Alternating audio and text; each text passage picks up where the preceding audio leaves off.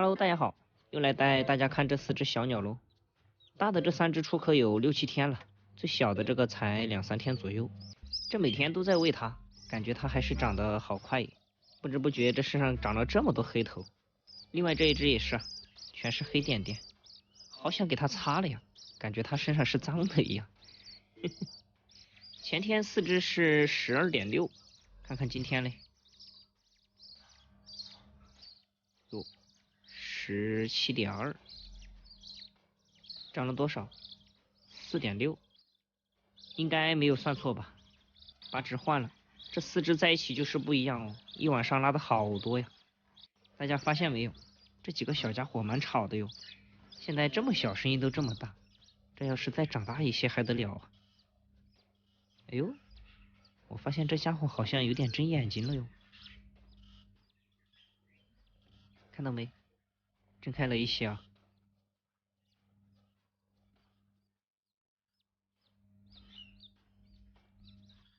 这2只大的体型稍微要大一些，不知道以后长大了会不会像猛男一样？这莫名的还是有点小期待呀。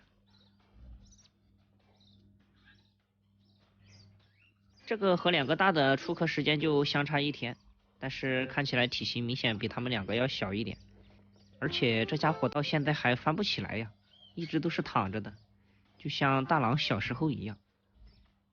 最后出壳这个明显看起来就比他们要小很多了，好像今天才第3天吧。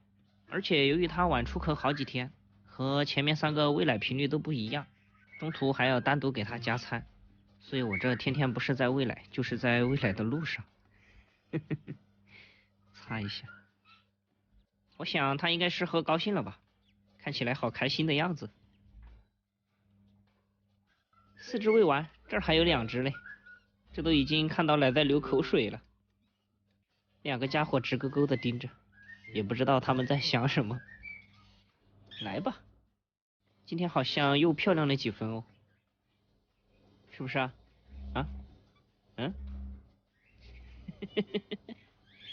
咦，好搞笑。嘴巴一舔一舔的，想吃的不得了了。